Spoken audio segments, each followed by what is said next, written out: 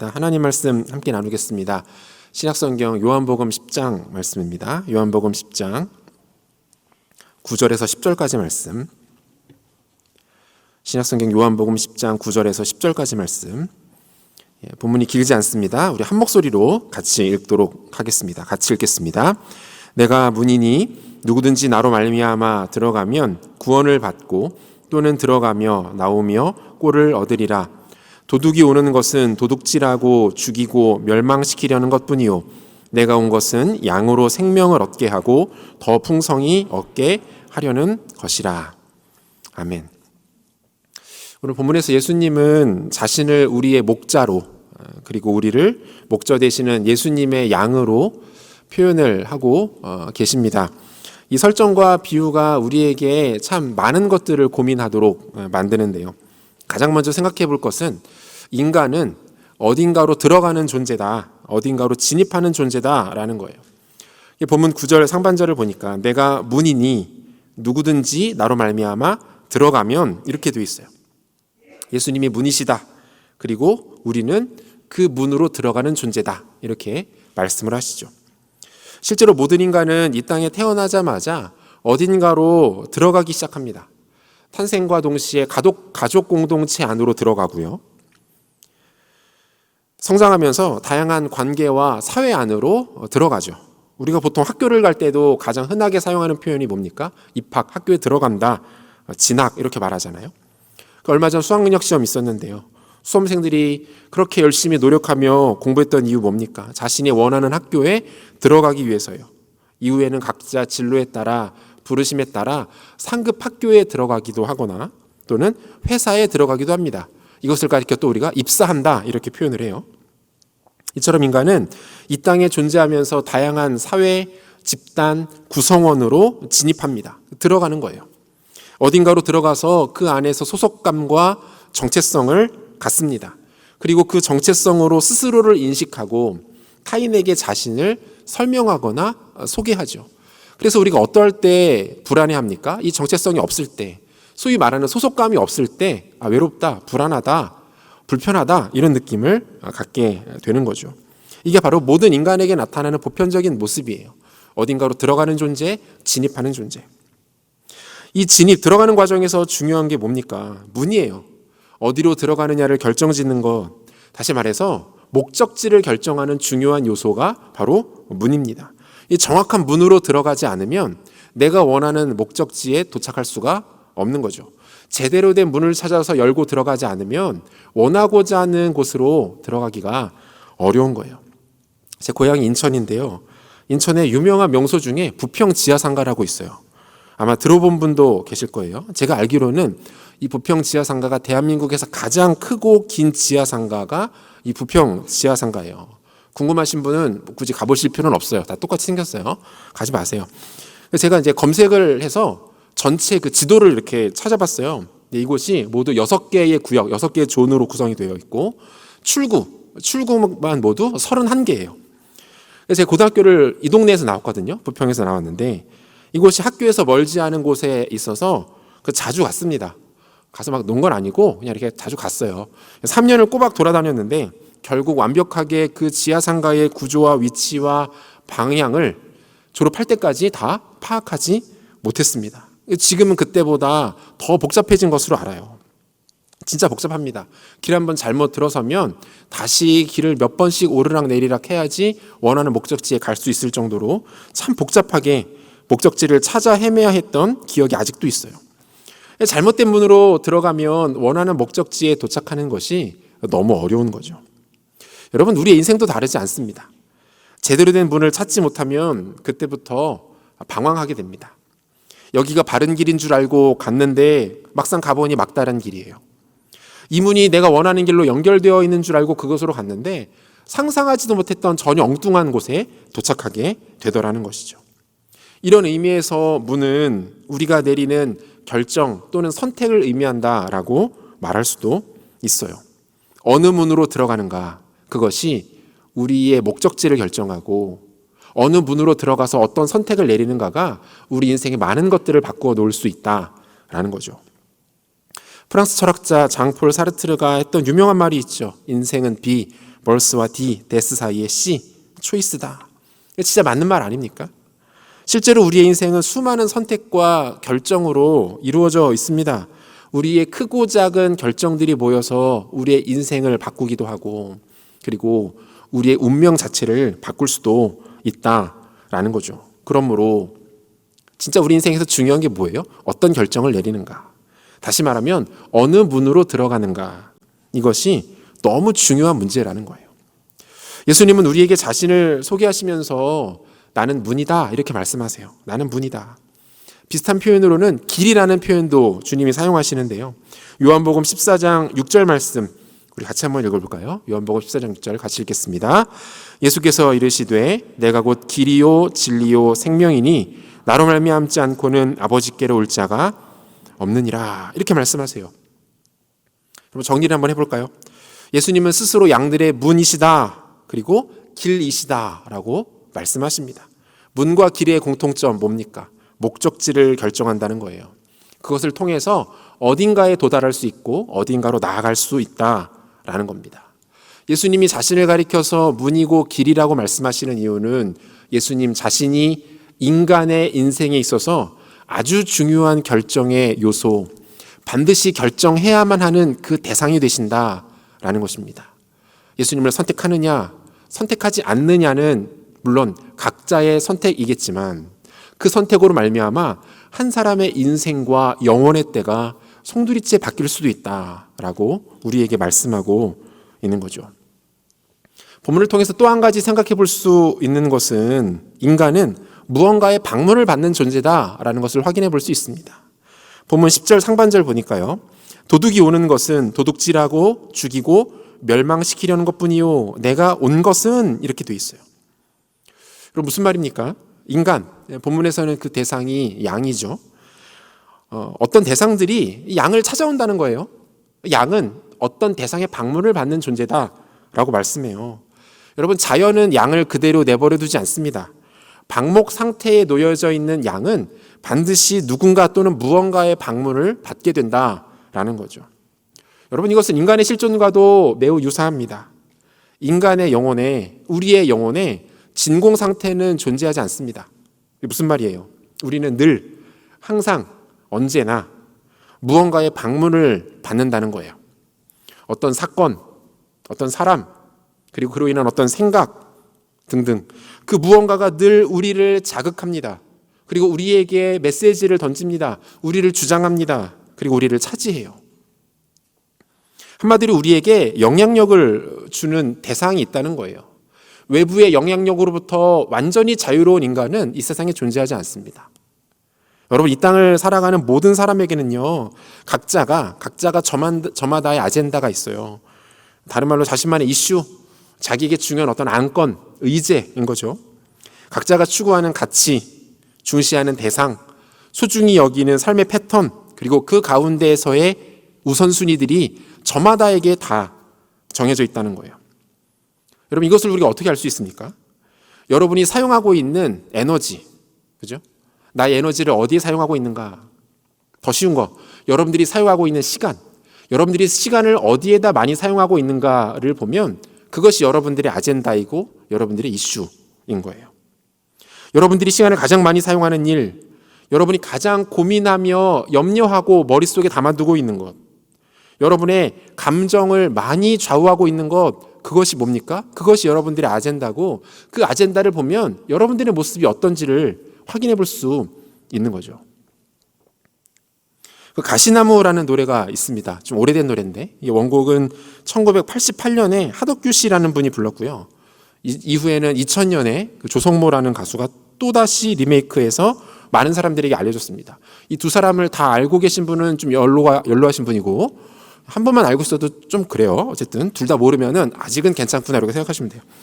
저는 안타깝게도 다 아는데, 못 들어보신 분은 집에 가서 한번 그 유튜브로 찾아서 들어보세요. 요즘에 숙제 자주 내드리죠.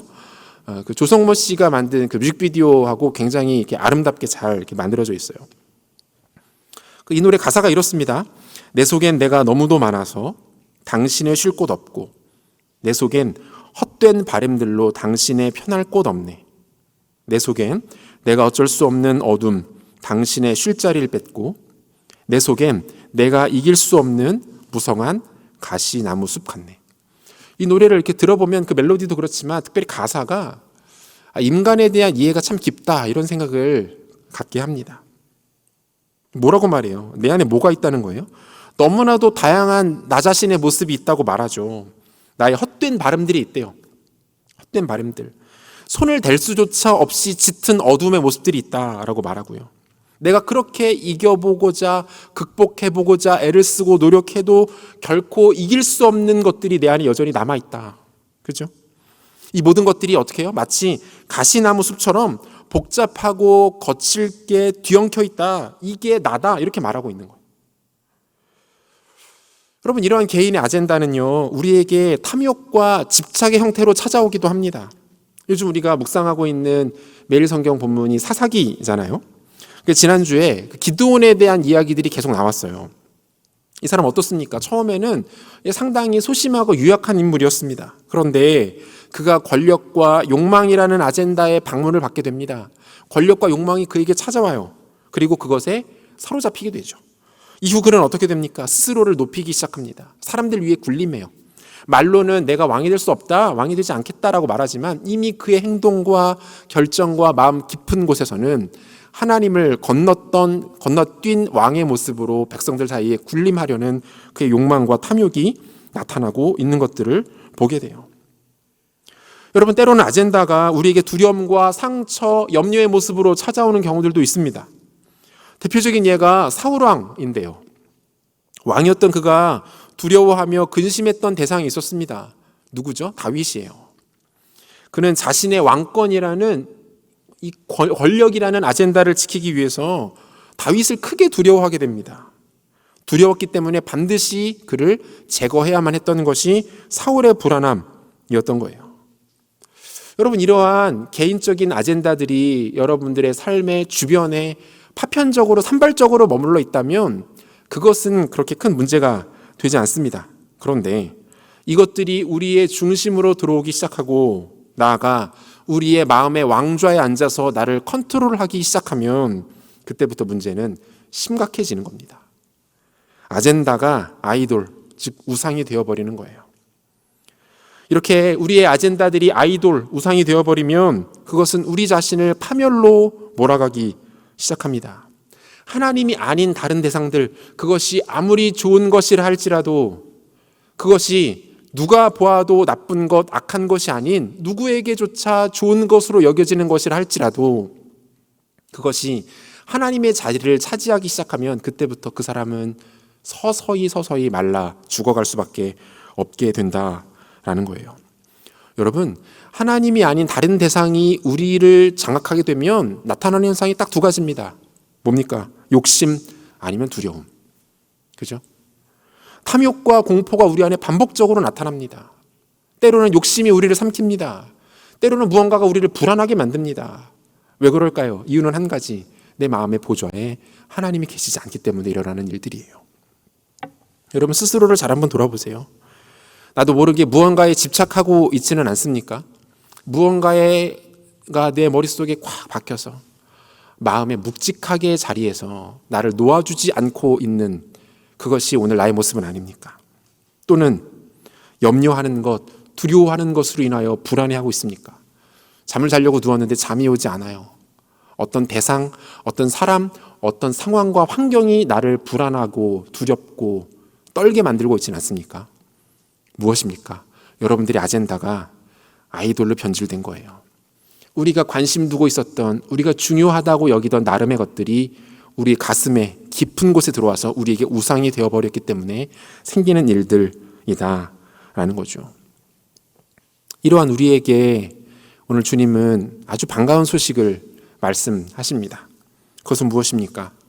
이러한 불안함과 악한 것들에, 불안한 것들에 방문을 받고 있는 우리에게 예수 그리스도의 방문이 있다라는 거예요.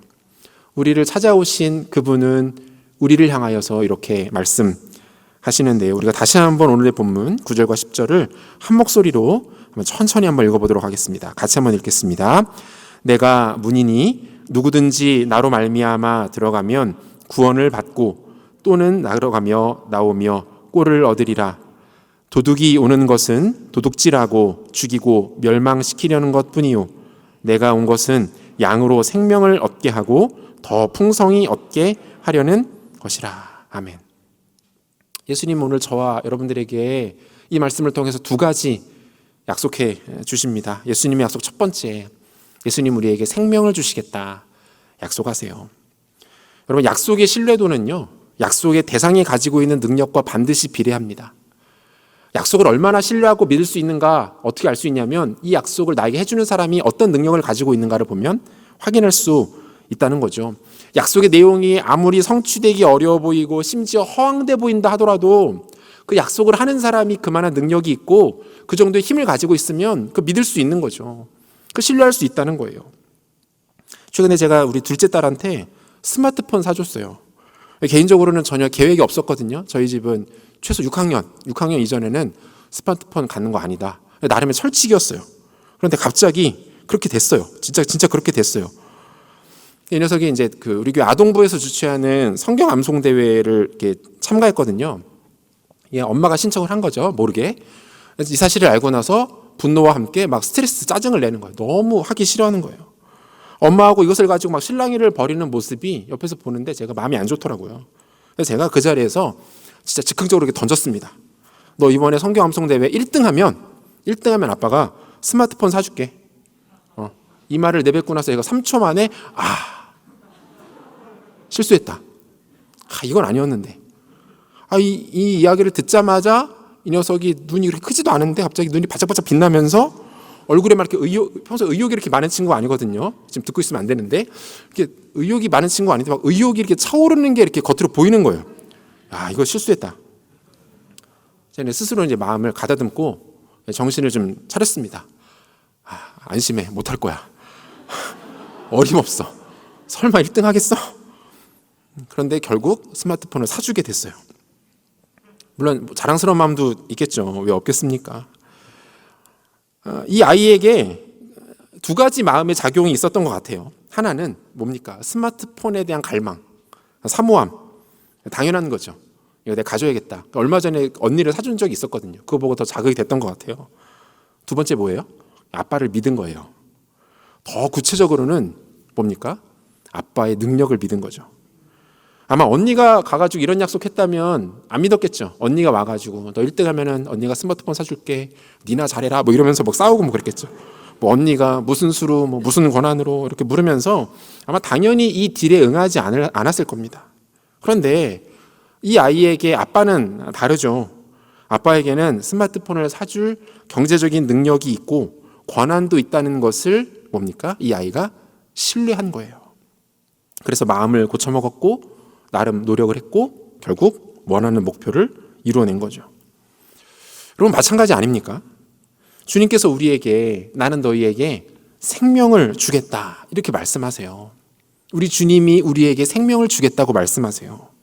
따라서 우리는 동일하게 두 가지를 이 말씀 앞에 질문해 봐야 합니다. 하나, 나에게 정말 생명이 필요한가? 아마 이 필요성을 못 느꼈다면 여러분 굳이 이 자리에 앉아 계시지 않겠죠? 이건 넘어가고요. 두 번째, 이게 중요한데요. 그분에게는 과연 그만한 능력이 있으신가? 진짜 그분이 나에게 생명을 주실 수 있는 분인가? 그분에게 있는 능력이 나에게 생명을 전해줄 수 있을 것인가? 여러분, 이 질문을 하는 것은요, 무례한 게 아니에요. 그분을 의심하는 것도 아닙니다. 이 질문을 할 수 있고요, 당연히 하셔야 합니다. 그리고 이 질문에 대하여 하나님의 말씀인 성경은 우리에게 이렇게 대답해요. 먼저는 요한복음 3장 16절과 17절. 하나님이 세상을 이처럼 사랑하사 독생자를 주셨으니 이는 그를 믿는 자마다 멸망하지 않고 영생을 얻게 하려 하심이라. 하나님이 그 아들을 세상에 보내신 것은 세상을 심판하려 하심이 아니요 그로 말미암아 세상이 구원을 받게 하려 하심이라. 한 구절 더 볼까요? 로마서 5장 8절. 우리가 아직 죄인 되었을 때에 그리스도께서 우리를 위하여 죽으심으로 하나님께서 우리에 대한 자기의 사랑을 확증하셨느니라. 깊은 내용을 살피기에 앞서서 이 두 구절에 공통적으로 등장하는 개념이 있어요. 그게 뭡니까? 하나는 사랑이고요. 또 하나는 죽음이에요. 이 두 구절 모두 사랑에 대해서 말하고 있고 죽음에 대해서 말합니다. 그리고 이 두 개념을 공통적으로 연결하는 논리가 뭐예요? 사랑해서 죽으셨다. 사랑하셨기 때문에 죽으셨다. 사랑했기 때문에 죽을 수밖에 없었다. 그 죽음이 사랑을 증명한다. 창조주이신 하나님이 죄에 빠진 인간을 사랑하셔서 죽으셨다. 여러분, 이게 주님의 대답입니다. 예수님은 우리에게 생명을 주시기 위해서 자신의 생명을 내놓으십니다. 이것 하나만으로 그분의 진심을 우리는 확인할 수 있어요. 그분이 우리에게 생명을 주시기 위해서 자신에게 세 번째, 네 번째 중요한 거 주셨다면 우리는 의심할 수 있습니다. 두 번째로 중요한 거 꺼내놓았다면 진짜 질성 있는가라고 물을 수 있어요. 그런데 그분은 우리에게 생명을 주시기 위해서 자신에게 가장 중요한 것을 내어주십니다. 하나님 입장에서는 그것이 예수 그리스도였고 예수 그리스도 입장에서는 그것은 자신의 생명이었어요. 또 하나, 그분은 죽으셨지만 죽지 않고 다시 살아나셨습니다. 우리는 이 사실을 가리켜서, 이 역사적 사실을 가리켜서 부활이라고 부릅니다. 예수님은 인간에게 생명을 주시기 위해서 누구에게나 가장 소중할 수밖에 없는 생명을 내어주셨고요. 그리고 다시 부활하셔서 지금도 살아 계십니다. 우리는 이 사실을 통해서 우리에게 생명을 주셨다라는 그분의 마음이 진심이고, 그리고 그분은 실제로 그러한 능력을 갖고 계신 분이라는 것을 확인할 수 있는 거죠. 동서고금을 막론하고 모든 인간은 죽음을 피해보기 위해서 발버둥 쳤습니다. 하지만 우리가 잘 아는 것처럼 그 누구도 죽음을 막아내거나 비껴가거나 피할 수 없었어요. 그래서 모든 인간은 죽음을 두려워합니다. 그래서 사람들에게 죽음은 곧 저주고 멸망이고 절망으로 인식됩니다. 하지만 오늘 우리에게 말씀하시는 이 주님의 약속을 믿고 그것을 자신의 것으로 받아들이는 사람들은 다릅니다. 그들은 더 이상 죽음을 두려워하지 않게 됩니다. 오히려 죽음 가운데 진정한 소망을 발견하게 되고 그 소망으로 인하여 기뻐할 수 있게 되는 것이죠. 저는 목회자이기 때문에 비교적 장례식장에 방문할 일들이 많이 있습니다. 누군가의 죽음, 누군가의 가족의 죽음을 간접적으로 경험할 일들이 많이 있습니다. 그때마다 매번 느낍니다. 여러분, 달라요. 분명한 차이가 느껴집니다. 하나님을 신실하게 섬기던 성도의 죽음과 안타깝게도 이 땅에 살아가며 예수 그리스도를 알지 못한 채 삶의 종말을 맞이한 자의 죽음이 다른 거예요. 그곳에 가보면 느껴지는 기운이 다른 거예요. 성도의 죽음 가운데는 슬프지만 안타깝지만 가슴 아프지만 잔잔한 소망이 그 가운데 배어나오져 있는 것들을 경험하게 됩니다. 아, 이분이 천국을 바라보며 삶을 마감하셨구나. 슬퍼하며 안타까워하는 유가족들이 이분과 함께 천국에서 다시 만날 날을 사모하며 소망을 두고 계시는구나. 여러분, 이런 것들이 느껴지는 거예요. 예수님 오늘 우리에게 찾아오십니다. 그분은 도둑이 아니라 선한 목자라고 말씀하세요. 왜 오셨습니까? 그분이 우리에게 오셔서 무엇을 말씀하십니까? 영원한 생명, 참 생명을 너희에게 주겠다. 죽지 아니하고 다시 살아나는 부활의 소망, 영원한 주님의 나라에서 영원토록 주님과 함께 왕노릇하는 그 영광스러운 특권을 너희에게 주겠다. 우리에게 아무 조건 없이, 아무런 대가 없이 이 제안을 하시고 이 선물을 우리에게 주십니다. 이 약속을 그분을 신뢰함으로 말미암아 나의 것으로 삼는 오늘 이 시간이 되시기를 소원합니다. 예수님의 약속 두 번째, 우리에게 풍성함을 주시겠다 말씀하세요. 이 풍성함이라는 표현을 우리가 생각보다 그렇게 일상에서 많이 쓰지는 않더라고요. 그래서 제가 검색을 해봤습니다. 이 풍성함 막 이렇게 해가지고 검색을 해봤는데 언제 이걸 많이 쓰는가, 유의미한 정보가 한 2개 정도가 검색이 됐는데, 이 풍성함이라는 표현이 많이 사용되는 분야 2위는 각종 농산물에 이게 많이 붙더라고요. 뭐 풍성한 수확, 가을만 되면은 뭐 올해 수출이 풍성했다, 올해 뭐 고구마가 호황이었다, 이런 게 풍성함이라는 이렇게 나와요. 대망의 1위. 이 풍성함이라는 표현이 어디 제일 많이 나올 것 같아요, 여러분? 모발, 그죠? 아, 진짜로 검색해 보세요. 뭐 머리숱이 풍성하다, 뭐 모발이 풍성하다 해가지고 관련된 뭐 미용 제품, 뭐 샴푸, 탈모 방지 약, 뭐 이런 거 막 가장 굉장히 많이 검색돼요. 뭐 설교 준비하면서 별걸 다 하지 않습니까? 근데 제가 이 검색의 내용들을 잠깐 들여다보고 있는데 한 가지 떠오르는 생각이 있었어요. 이 풍성함이라는 단어, 이 풍성함이라는 개념이 우리에게 주는 느낌이 풍요로움이나 풍족함하고는 조금 다른 거예요. 차별되는 지점이 있더라는 거죠. 그게 뭡니까? 풍성함은요, 여러분, 어떠한 아우라를 우리에게 만들어냅니다. 분위기, 기분, 어떤 흥겨움, 이런 것들을 풍성함이라는 단어가 만들어내요. 오늘 그리스도로 들어오려고 저쪽에서 걸어오다 보니까 여러분들 앞에서 사진 찍으면서 굉장히 재밌게 또 즐겁게 교제하시더라고요. 그 느낌을 딱 보는데, 그 장면을 보는데 제 안에 처음 들어왔던 생각, 풍성하다. 청년들이 와서 같이 웃고 사진 찍고 교제하는 모습을 보니까 너무 풍성하다. 이런 느낌이 제 안에 들어오는 거예요. 그럼 풍성함이라는 개념은요, 정확한 숫자의 개념이 아닙니다. 물질의 어떤 정도로 측정되는 가치가 아니에요. 마음을 흡족하게 하는 기쁨과 감격이 그 가운데 있는 상태에, 여러분, 그게 풍성함인 거예요. 한 개인뿐이 아니라 공동체 전체가 그 누구도 소외됨 없이 함께 즐거워하고 감격하면서 모두가 넉넉함을 느끼는 것 같은 분위기와 기운이 느껴지는 상태, 여러분, 그게 풍성함이라고 이해해도 틀리지 않다고 생각해요. 여러분께 묻겠습니다. 여러분의 삶은 풍성합니까? 여러분의 일상은 풍성한가요? 여러분이 자기 전에 가만히 침대에 누워서 하루를 돌아보며 여러분의 삶을 반추했을 때 여러분에게 가슴 깊은 곳으로부터 밀려오는 그 풍성함이 고백되어지십니까? 오늘날의 한국 사회는 어떻습니까? 오늘날의 한국 사회 풍성합니까?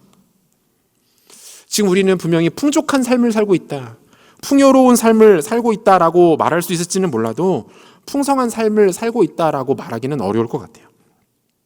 지난 9월에 발표된 한 기사를 보니까요, 최근 5년간 공황장애로 인해 어려움을 겪고 있는 사람들의 수가 무려 70%나 증가했다라고 합니다. 매년 그 증가세가 약 14.4%에 달한다고 하니까 진짜 얼마나 많은 사람들이 매년마다 각종 스트레스와 부정적인 환경 요소로 인하여서 공황장애로 고통을 받고 있는지 몰라요. 더 심각한 건요, 공황장애 환자 중에서 무려 60% 이상이 우울증도 함께 겪으면서 고통스러워하고 있다라는 거예요. 한국 사회는 풍요롭고 풍족하긴 하겠지만 풍성하지 않습니다. 그리고 그것이 고스란히 청년들인 우리의 삶에도 전가되어 나타나고 있는 것 아닙니까? 여러분, 풍족하지만 비참하게 살아가는 사람들이 이 시대에 너무 많아요. 풍요롭지만 그의 영혼과 정신은 피폐해진 상태로 하루하루를 간간히 버텨내는 사람들이 이 시대에 너무 많습니다. 반면 풍족하지는 못하더라도, 풍요롭지는 못하더라도 풍성하게 살아가며 행복을 누리는 사람들도 있습니다. 여러분은 어디에 속하고 계십니까? 예수님은 우리에게 생명을 주실 뿐만 아니라 풍성함을 주시겠다 약속하세요. 그분은 우리의 삶에 오셔서 어두운 우리의 영혼에 밝은 빛을 비추십니다. 굳게 닫힌 마음의 문을 활짝 열어 마치 신선한 바람이 방 안을 가득 채우듯 그분의 생기를 우리에게 불어 넣어 주십니다. 우리의 영혼의 방을 깨끗하게 환기시켜주고 계시는 것이죠. 그리고는 죄와 허물, 슬픔과 절망, 각종 상처와 열등감으로 오염되어 있고 얼룩져 있는 우리 안에 묻어있는 모든 때들을 깨끗이 닦아주십니다. 어지러져 있는 옷들과 책 등 방 안의 물건들을 깔끔하게 정리해 주세요. 그리고 친히 우리의 방 안에 들어오셔서 그 방의 주인이 되어 주십니다. 여러분, 이것이 예수님께서 우리에게 풍요로움을 허락하시는 과정이에요. 그때야 비로소 그 방은 방으로서의 기능을 감당할 수 있게 되죠. 공부를 하고 개인의 업무를 보고 때로는 휴식을 하고 취미를 즐깁니다. 때로는 사람들이 찾아와 행복하게 교제하며 나눔을 갖기도 합니다. 마음의 방이 제 기능을 감당하기 시작하면 그때부터 한 사람의 인생은 변화되기 시작합니다. 조바심이 아닌 부르심을 따라가는 인생으로 변화됩니다. 하나님 없는 경쟁이 아닌 하나님의 경영을 받는 삶으로 변화됩니다. 그 삶에 영혼들이 찾아와 깃들어 쉼을 얻습니다. 가치 있고 창의적인 생각과 아이디어들이 현실로 변화되어서 누군가를 섬기기 시작합니다. 삶의 기쁨과 환희, 감격과 감사가 회복됩니다. 여러분, 우리 안에 예수 그리스도께서 찾아오셔서 우리의 주인이 되어주시고 우리에게 풍성함을 허락하실 때 여러분들의 삶은 이전과는 다른 모습으로 완전히 변화될 수 있다라고 주님 우리 가운데 약속해 주시는 거예요. 사랑하는 여러분, 지금 여러분들이 어떠한 환경, 어떠한 상황에 놓여 있다 할지라도 예수님께서 내 삶에 들어오시면 여러분의 삶은 반드시 변화됩니다.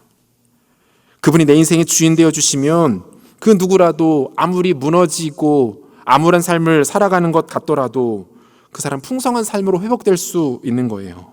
충분하게 사랑하고 사랑받으며 의미와 가치를 추구하며 하나님의 높고 영광스러운 부르심을 따라 살아가는 존귀한 존재로 우리에게 주어진 젊음의 때와 우리의 인생을 살아낼 수 있다라는 것입니다. 예수가 우리 안에 방문하시면 이런 일들이 가능합니다. 우리의 마음을 열어서 그분을 모셔드리고 그분이 우리 마음의 방의 주인 되어 주실 때에 이런 풍성한 일들이 여러분들의 삶에 일어나게 된다는 거예요. 이보다 더 좋을 수는 없다라는 영화가 있습니다. 의도한 건 아닌데 오늘 자꾸 옛날 얘기를 하게 되네요. 아저씨여서 그런데 이 주인공 멜빈은 괴팍스러운 성격의 소설가입니다. 강박증을 갖고 있어서 자신이 정해놓은 원칙에 따라서만 살아가요. 보도블록을 걸을 때에도 금을 밟지 않아요. 식당에 가서도 꼭 같은 식당 정해진 자리에만 앉아서 식사를 합니다. 이 과정에서 주변 사람들을 참 많이 불편하게 만들거든요. 그런 그에게 이웃들과의 사소한 만남들이 시작돼요. 이웃집에 사는 반려견을 키우는 청년 사이먼, 그리고 그가 자주 가는 레스토랑에서 유일하게 그를 웃는 얼굴로 맞아주는 웨이트리스 캐롤. 처음에는 이들과 사소한 갈등과 오해들이 있었습니다. 그런데 서로의 부족함과 연약함을 깨닫고 서로를 긍휼히 여기기 시작합니다. 오고 가는 작은 대화와 사건들 속에서 소중한 진심들이 전달돼요. 그렇게 괴팍한 성격의 멜빈은 그 사랑을, 그 격려를 힘입어서 자신을 조금씩 바꾸고 고쳐나가기 시작합니다. 모두가 꺼려했던 자신을 이렇게 열린 마음으로 받아들여준 사람들이 이들밖에 없었기 때문이죠. 그는 결국 유일하게 자신을 참아주며 웃는 얼굴로 대해주었던 웨이트리스 캐롤에게 사랑의 감정을 느끼게 됩니다. 이 사람이 누군가에게 사랑의 감정을 느꼈다는 것 자체가 이미 그가 많이 회복되고 치유되었다는 것을 의미하는 것이었어요. 멜빈은 자신을 변화시킨 캐롤에게 이러한 말로 자신의 진심을 담아 전합니다. 당신은 내가 더 좋은 사람이고 싶게 만들어요. 당신은 내가 더 좋은 사람이 되고 싶게끔 나를 만듭니다. 더 좋은 사람, 더 좋은 인생으로 변화되고자 하는 선한 열정, 이것이 멜빈에게는 뭐였습니까? 그에게 찾아온 풍성한 인생의 첫걸음이었던 것이죠. 더 좋은 나로 변화되고자 하는 열정들, 더 좋은 인생을 맞이하여 그것을 누리고자 하는 사모함들, 여러분, 예수 그리스도께서 우리에게 이 변화를 허락하신다라고 오늘 우리에게 말씀하십니다. 단 한 번뿐인 우리의 인생을 의미 있는 인생, 가치와 기쁨이 가득한 인생, 감격과 감사가 있는 인생으로 채워주시겠다 말씀하십니다. 예수님이 우리에게 이 약속을 주시는 거예요. 여러분, 마음을 열어서 다시 한번 그분을 우리의 주인으로 모셔드리십시오. 여러분이 수십 년 교회를 다녔든, 교회에서 어떤 자리에서 어떤 사역을 하며 어떤 섬김을 했든 동일합니다. 마음을 열어서 우리에게 진정한 풍요로움, 풍성함을 허락하실 수 있는 예수 그리스도를 모셔드리십시오. 그것이 우리의 삶을 바꿀 수 있는 유일한 힘, 우리 삶을 변화시킬 수 있는 단 하나의 능력임을 믿고 고백하는 우리가 되기를 바랍니다. 말씀 마무리하겠습니다. 오늘 딱 두 가지만 기억하시면 돼요. 예수님 우리에게 오셨는데 왜 오셨습니까? 우리에게 생명과 풍성함을 주기 위해 오셨습니다. 우리에게 찾아오신 그 예수님 우리가 반드시 만나고 모셔드려야 하는데요. 왜 그래야 합니까? 그분만이 우리에게 생명과 풍성함을 주실 수 있는 분이기 때문에 그렇습니다. 사랑하는 여러분, 이 시대가 아무리 기독교와 성경과 예수 그리스도에 대해서 다양한 이야기와 이론을 펼치더라도 성경은 우리에게 분명히 말합니다. 그리고 우리 앞에 살았던 수많은 인생의 믿음의 선배들도 동일하게 그 고백을 믿었습니다. 뭡니까? 예수 그리스도가 생명입니다. 예수가 풍성함의 단 하나의 원천이고 능력입니다. 마음을 열어 예수 그리스도를 모셔드리십시오. 그분과 동행하십시오. 그것이 우리의 인생 전체를, 그리고 나아가 우리의 영혼의 때 전체를 완전히 바꾸어 놓을 것입니다. 그 예수를 다시 한번 경험하는 우리 모두가 되시기를 우리 주 예수 그리스도 이름으로 축원합니다.